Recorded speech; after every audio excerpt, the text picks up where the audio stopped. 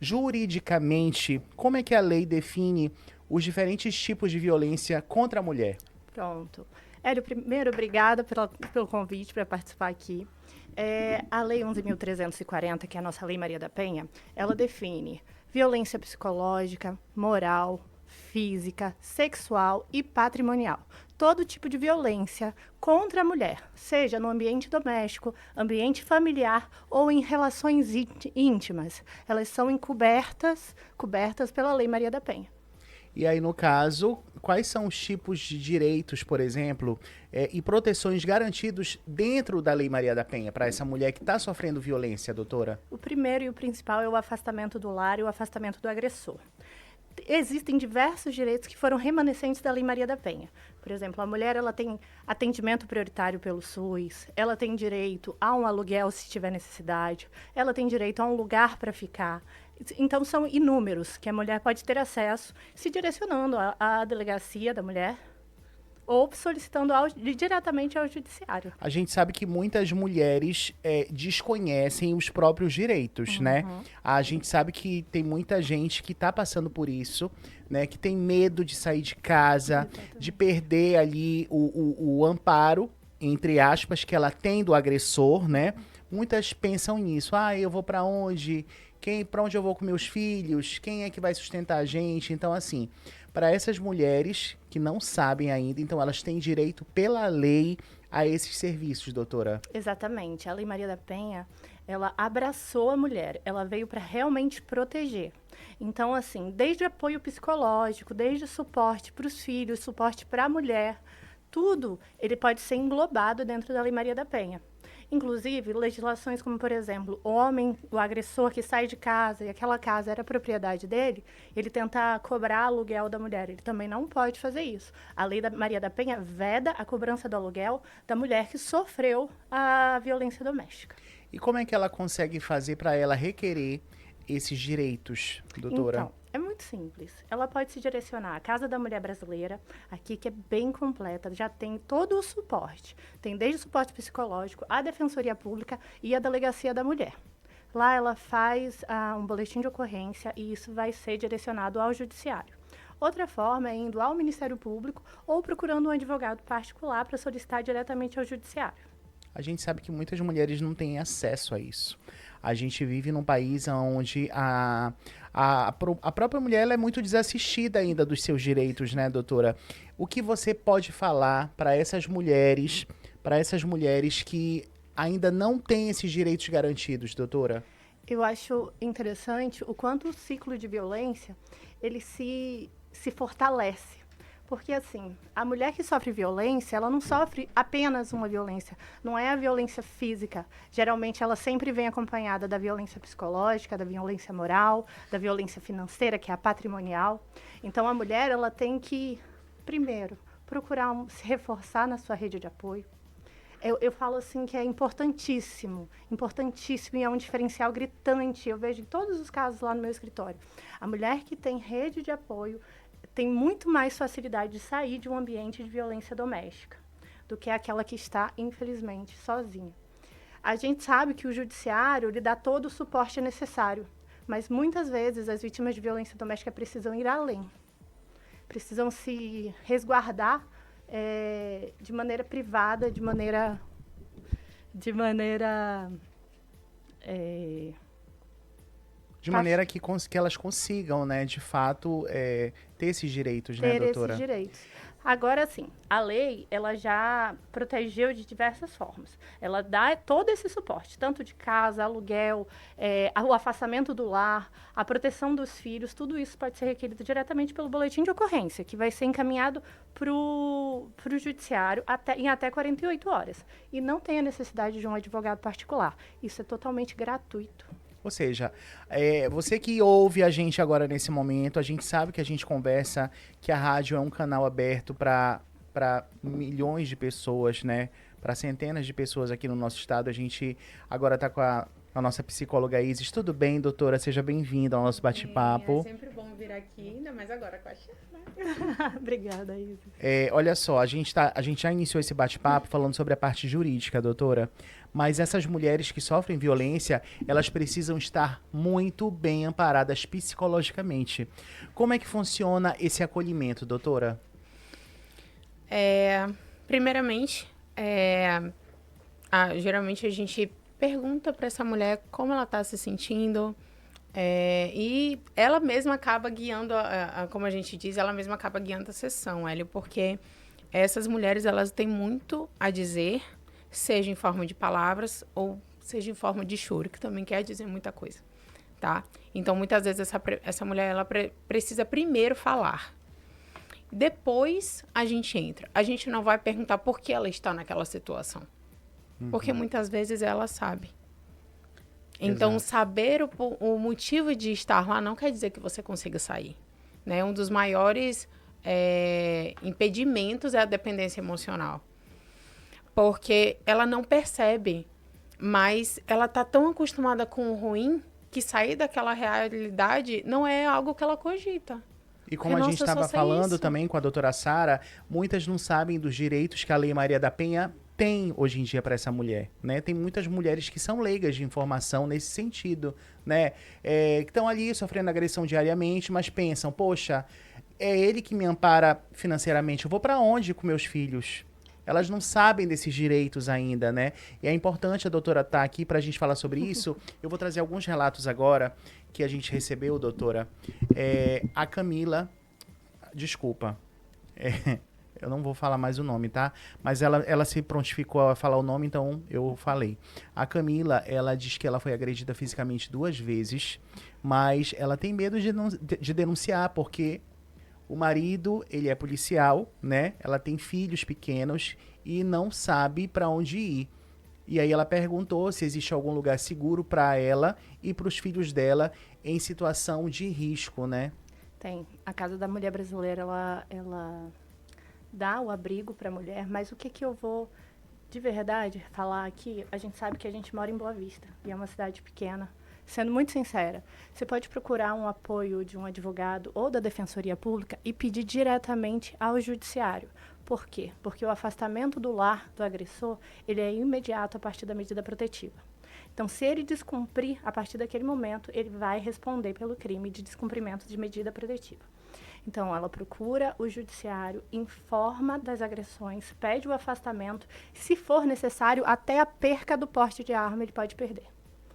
Então, assim, realmente, correr para o judiciário, em até 48 horas ela vai ter essa medida protetiva expedida, e assim protegendo tanto ela e o filho. E um elemento que eu acho muito importante, que a Lei Maria da Penha dá, é o botão do pânico. O botão do pânico é um botão que você aperta, e a patrulha que estiver mais perto de você, caso o infrator descumpra a medida, vai vir até você para proteger tanto você quanto sua família. E depois procurar um advogado especialista em direito de família para estabelecer questões como guarda, pensão alimentícia e outras questões. Olha, temos outra pessoa que mandou mensagem também, é lá do Pricumã. Ela diz, meu ex-marido retém o dinheiro da pensão e só libera quando eu obedeço às exigências dele. E aí ela pergunta como garantir os direitos dos meus filhos. Olha, inicialmente, inicia um processo de pensão alimentícia na vara da família. Mas isso também pode ser caracterizado como abandono afetivo, abandono material e violência patrimonial, que está inclusa na Lei Maria da Penha. E hoje existe um projeto de lei que eu acho fantástico, que é para incluir a violência vicária na Lei Maria da Penha. O que é a violência vicária? É a utilização dos filhos para agredir a mulher, que é exatamente isso que está acontecendo com ela. Muitos utilizam disso, né, doutora Isis? Eu associei muito a questão de... entra nesse caso a questão da alienação parental? Não é alienação, porque a alienação é quando um genitor fala mal do outro na frente das crianças e as crianças retêm aquilo de uma maneira negativa sobre o outro genitor. Nesse caso, é violência doméstica, é violência patrimonial, primeiro porque esse direito não é dela nem dele, esse direito é dos filhos. E é isso que ele está retendo, é isso que ele está afastando, então ela pode sim ser protegida. Como é que fica essa relação dessa criança que está ali sofrendo com tudo isso nessa relação, doutora, psicologicamente? A mãe, ela é claro que a criança ela não é besta, por mais que seja uma criança pequena de 4, 5 anos, 3 A criança anos, pode não falar, mas ela sente ela tudo. sente e Ela ela percebe. passa por tudo isso. Como é que fica essa criança ali? Como é que ela cresce? Como é que o psicológico dela fica? Existem algumas possibilidades, né? Algumas que a gente mais vê, geralmente é a criança que acaba tendo um apego evitativo, né?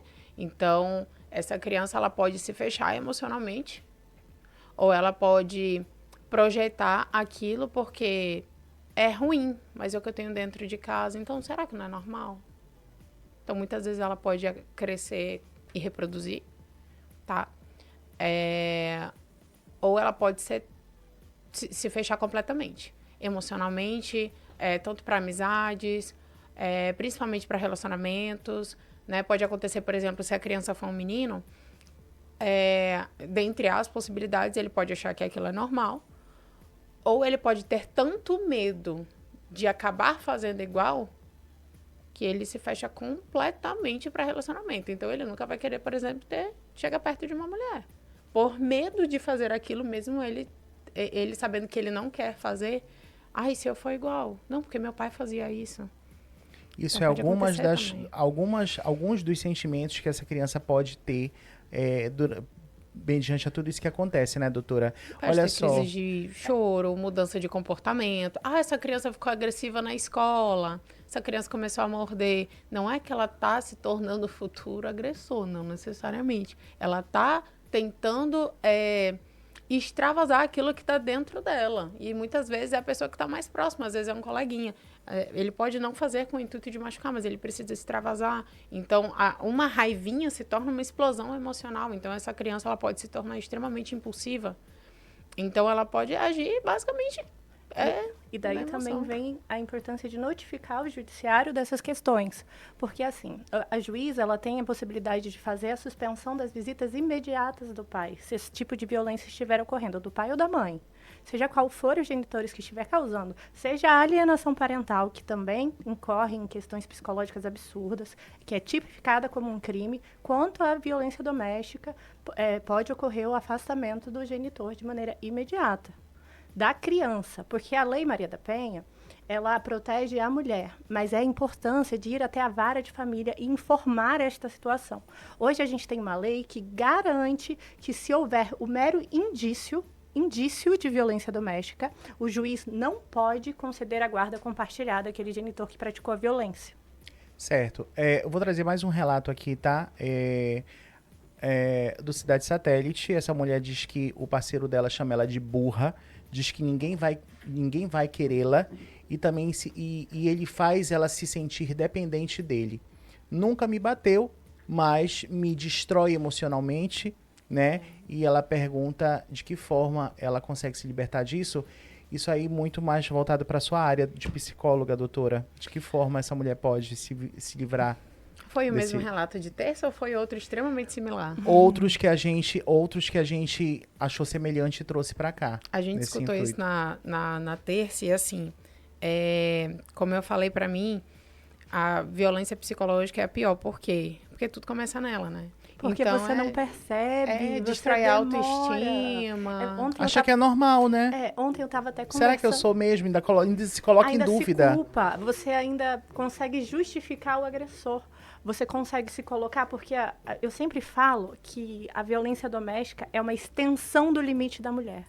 Então, aquele limite, você não vai estender de uma hora para outra, não vai chegar no tapa e você vai aceitar numa hora para outra. Não, ele começou com uma agressãozinha, começou com me chamando de burra porque eu derrubei uma panela. Ah, mas eu derrubei uma panela, então eu tô errada, eu sou culpada porque eu derrubei aquela panela, ele podia me chamar de burra. E esse limite vai se estendendo, se estendendo, se estendendo, até que a gente chega na agressão física e, infelizmente, no feminicídio também, que é uma das causas, é uma das formas que a sociedade hoje mais descobre a violência interna, né? Que é aquela violência que não é falada, que não é acessada. Pelos dados, né? Pelos dados. Infelizmente. Olha, a gente está com o nosso tempo curto, mas eu quero que vocês ainda façam as considerações finais sobre isso. Eu quero que você direcione, doutora, para essas mulheres todas que estão precisando desse amparo psicológico e para os filhos, porque eu acredito que é uma rede que tem que ser trabalhada. Não é só a mãe que tem que ser trabalhada, é o filho, ou então são os integrantes que também passam por essa situação dentro de casa, né? Seja, a gente falou muito de agressão para a mulher, contra a mulher, mas a gente também tem que pensar que tem idosos que passam por isso também, né? Que existem diversos tipos de violência, não só a física, mas a verbal, tudo. Então, tudo isso eu quero que você traga para essa reflexão final, doutora. Convida todo mundo que está passando por essa situação a poder se encontrar de novo, né? Uma das coisas que eu sempre digo, né? Meus pacientes, entre aspas, assim, odeiam quando eu falo, principalmente as mulheres. Uma das primeiras coisas que eu faço, Hélio, independentemente do motivo da procura da terapia, é fazer a técnica do espelho. O que é a técnica do espelho?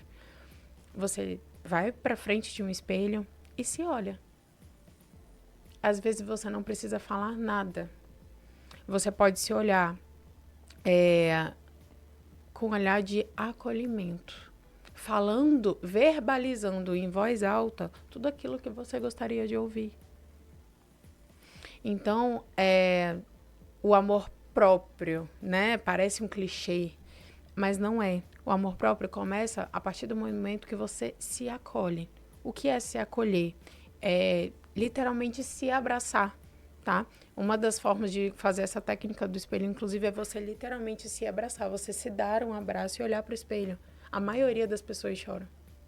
Porque elas acabam abraçando coisas que elas não se permitem prestar atenção ou que ninguém abraçou ainda. Então, entender que, eu não estou no peso que eu quero. Tudo bem, eu não estou bem. Não tem como você dar 100% se você não estiver 100%.